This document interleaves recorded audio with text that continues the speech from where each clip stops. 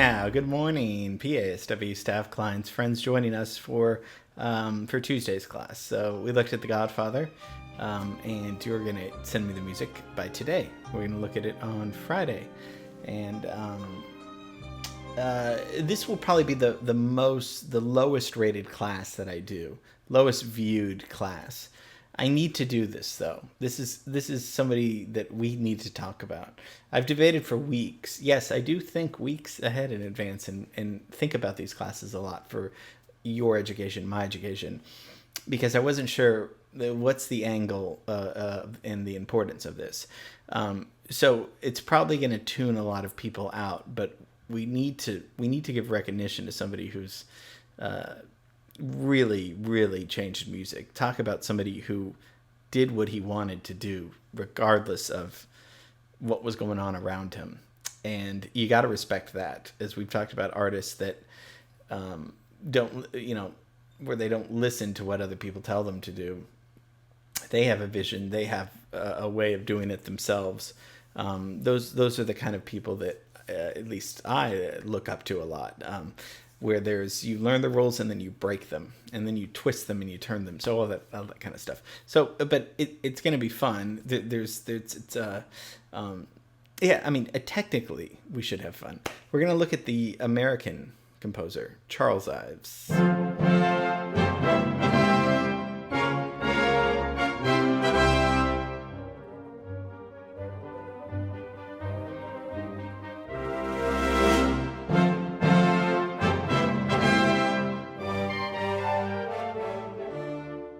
Yes, American composer.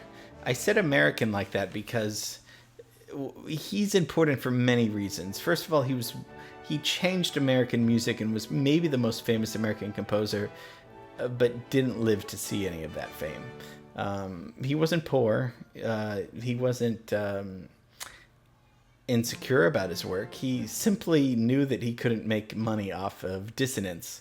What is dissonance? That's when something doesn't sound pleasant. Exactly, right? This is consonance. That's dissonance. One's good, one's bad. So we're going to go through a timeline of his life. I'm going to tell you why he was so provocative, why his radical thinking. It's hard to say whether he was an angry... it's interesting to think of artists, what they're going through in their lives, and how that reflects, how that reflects in their art, their personal lives. So we'll have so much fun so stay with me here. It's going to be a 4-hour class, but we're going to, just kidding. No, it's going to be fun. So, Charles Ives, born 1874 and dies 79, lives a long life, dies of a stroke in 1954 in New York. So we got to get a timeline.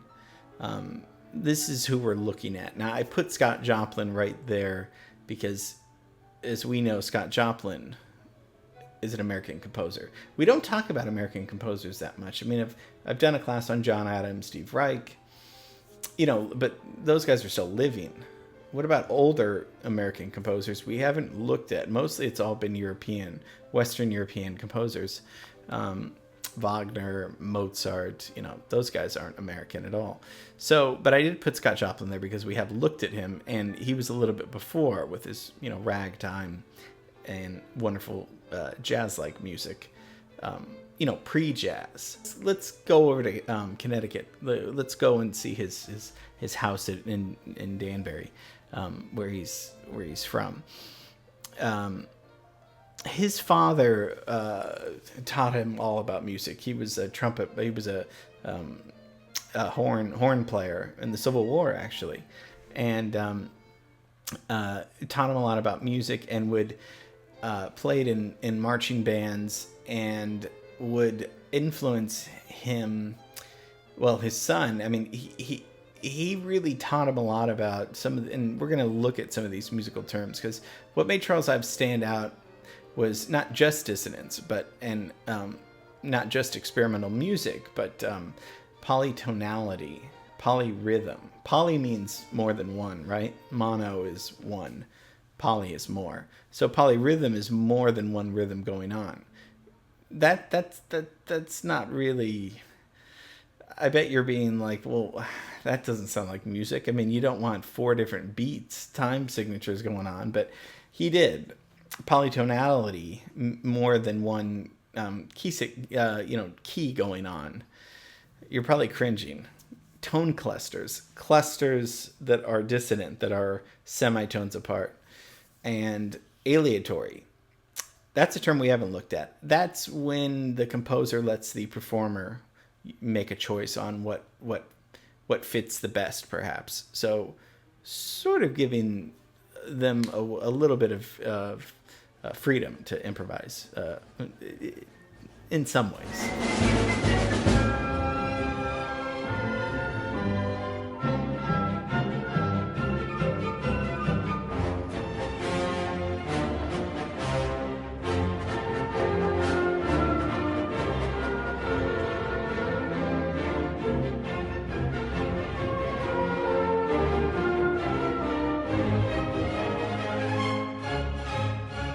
His father's teaching him when he's 14. He becomes this great church organ player, but his father's doing little exercises with him where he's playing something on the piano, and mostly these are patriotic songs, because if you think about it, this is like 1900, before 1900.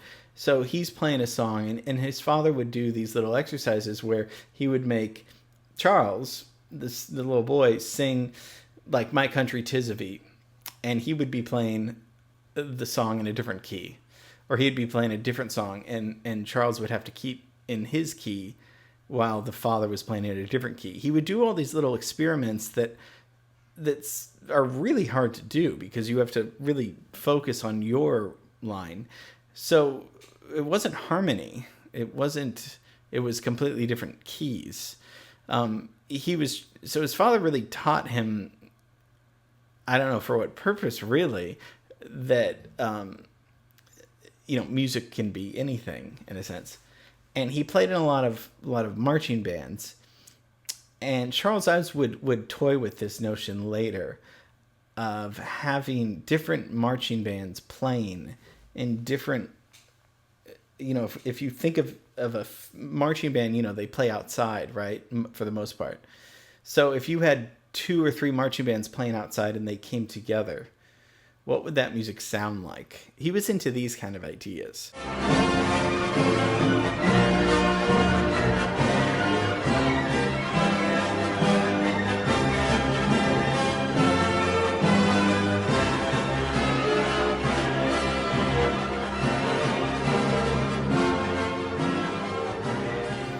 So he goes to Yale, and he gets a very classical, strict European education in composition, counterpoint, all that stuff. But here's what's different. Usually around that time, they would they would encourage you to be, they would tailor you to be a European composer. If you're in America, you're studying music, you're going to be studying European composers, Wagner, Schumann, Schubert, mostly mostly German composers. You're going to be tailored to sound like that, because that's the height of classical music. Well, there wasn't really an American classical music, so bear with me. That's what he didn't like about his studies. Why aren't we there? Of course, America was still young. Of course, America had folk music, because we were an early country, but I don't think he wanted to become a second, third rate, Wagner, when he could, and so he didn't vibe well with that at Yale, and I think he wrote something very dissonant in his first symphony, I believe, and his professor said, "Don't ever show me that again." He was rebelling. He wanted to. So this is almost the first. He's almost the first classical American composer. When you think of it, that's amazing. That's really amazing. But how does he get there? See, I told you this is going to be my most highly rated class. How does he get there? Well, he does what most people do after college. He sells insurance. Yeah, he was a composer that wrote at night on the weekends and on vacations, and during the day he would work on Wall Street. And he was a highly successful um, insurance salesman. He could sell, I mean, anything to anybody. And he opened up a firm and made tons of money doing that. Meanwhile, writing at night, writing this very dissonant music. I mean, as you hearing this throughout the class, but not as a way to. He loved music. He loved music, traditional songs. He loved American songs. He loved the songs of Stephen Foster. He loved, that was American music. Those were, we didn't have really classical music, but he was like, yeah, until he came along. And he said, you know what I'm going to do? I'm going to put all these pieces, I'm going to use I'm going to quote these pieces. I'm going to quote hymn tunes. I'm going to quote traditional American hymns. I'm going to incorporate some of these melodies that you would hear at a marching band and a holiday parade, and fiddlers on a Saturday night playing outside.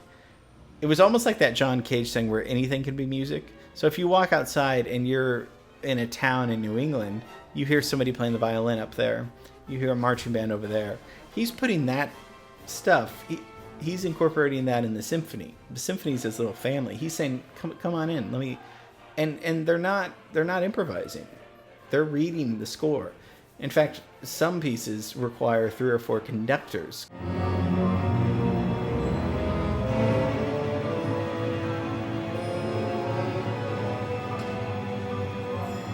It sounds chaotic. Now, there's some beautiful tonal music going on, so it wasn't completely all dissonant.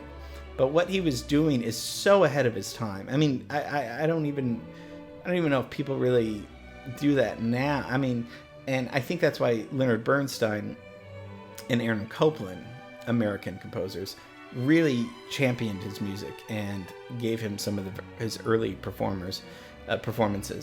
But from 1900 to 1920, he's writing these symphonies. He's writing and working on the train, going back and forth, and writing these things and quoting quoting hymns and rags. So I mean, and patriotic songs, because he loved that kind of music. So why not put it in his music? And most of the music wasn't really performed in his life. He got a few performances, but he was a little sick and he gave up writing. So he mostly went unknown and became canonized and after his death, unfortunately. I mean, he made a lot of money in insurance and was a church-going, loyal husband, wrote lullabies on the piano. I mean, wrote all kinds of music. But when it came to his quote-unquote serious classical music, it was he was provocative. And I always liked that. And he came up with a question where he said, "Are my ears on wrong?" And I thought that was hilarious. I mean, are my ears on wrong? It goes to show you again that we talk about artists that look at the world differently, listen, hear the world differently. And somebody asked him, they said, "Mr. Ives, why don't you write music that people like to hear?" And he said, "I can't. I hear something different." That's a very simple answer. So sometimes we just hear something different. We see something different. People can say, why don't you do this? I can't. That's not me. Or I'm not even in the same universe as what you're talking about. I mean, it's such a simple answer to, it's not a stupid question. It's kind of a question like with Andrew Lloyd Webber. Hey, why can't you write the Phantom of the Opera again? I tried, I can't. Okay, well, Coppola, why can't you do The Godfather again? All these questions of that we do want to know from the artist. The artist can't tell us. They don't know why. Perhaps they don't want to. I mean, I know we're getting philosophical and off track here, but these are things to think about. Are my ears on wrong, or my eyes not? I mean, people with vision, filmmakers and painters, are their eyes on in their sockets not right?